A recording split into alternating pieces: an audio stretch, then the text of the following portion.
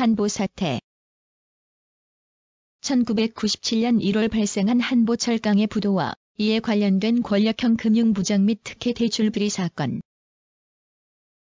1997년 1월 한국의 재계 서열 14위이던 한보그룹의 부도를 발단으로 이와 관련된 권력형 금융부정과 특혜 대출 비리가 드러났는데 이러한 일련의 사건을 총칭한다.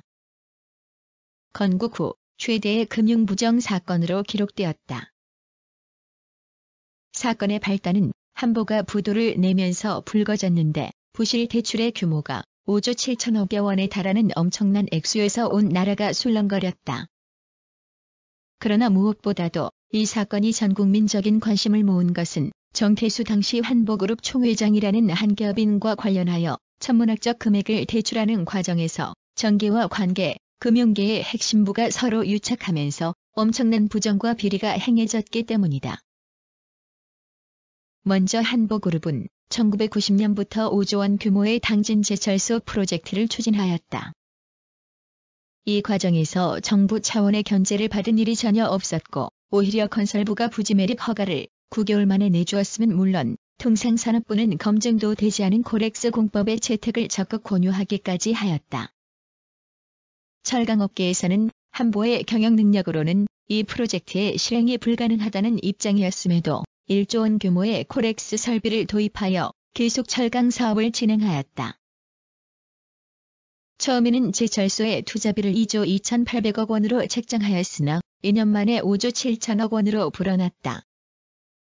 이러한 액수는 한보철강이 1994년 말 산업은행 주도로 11억 2,900만 달러의 외화를 대출받은 이듬해부터 급격히 늘어나기 시작한 것으로 1995년에 1조 4,300억 원, 1996년에 2조 원이 늘어났다.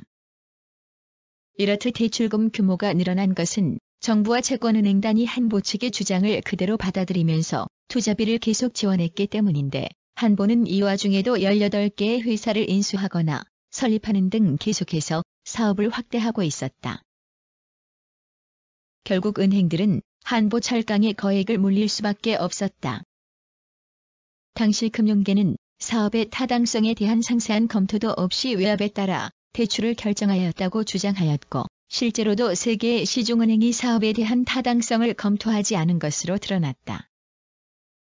또 은행감독원 등 금융감독기관도 동일인 여신 한도를 넘어선 한보철강에 대한 제1은행의 편법 지원에 대해 아무런 제재를 가하지 않고 가벼운 문책만 함으로써 감사원의 지적을 받기도 하였다. 더구나 조사 결과 한보철강이 금융기관 대출금 가운데 유용한 자금이 2,136억 원에 불과하다고 밝혀짐으로써 조사의 신빙성에 대한 의문은 물론 한보 부도와 관련한 각종 의문이 꼬리를 물고 이어졌다. 어쨌든 1997년 5월 이 사건으로 인해 정태수 한보그룹 총회장이 공금 횡령 및 뇌물수수 혐의로 징역 15년을 선고받았고 한보로부터 돈을 받은 정치인과 전직 은행장 등 10명이 징역 20에서 5년을 선고받았는데 이 역시 빙산의 일각이라는 평가와 함께 시간 속에 묻혀버렸다. 이 사태가 발생하면서 제철소가 있는 충청남도 당진 지역은 부도 여파로 인해 171개의 영세업소와 외상 거래자들이 빈손이 되었고 국가 대외 신용도가 급격히 하락해 국가 경제가 막대한 손실을 입게 되었다. 또 금융계에도 여파가 크게 미쳐 시중은행장들이 쫓겨나거나 구속되었다. 국회에서는 한보 사태 국정조사특별위원회가 열려 58명의 증인과 4명의 참고인이 채택되었으며 이른바 정태수 리스트에 오른 정치인 33명이 소환되어 조사를 받았다.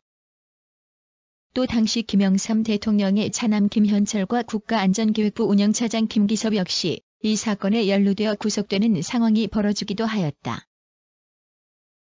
2019년 6월 정태수 한보그룹 회장의 넷째 아들 정한근이 21년간의 도피 생활 끝에 국내로 송환되었고 정태수 한보그룹 회장은 지난 2018년 12월 에콰도르에서 사망한 것으로 알려졌다. 검찰과 국세청은 은닉재산 발견 시 해외 불법 재산을 포함한 범죄 수익 환수를 검토 중이다.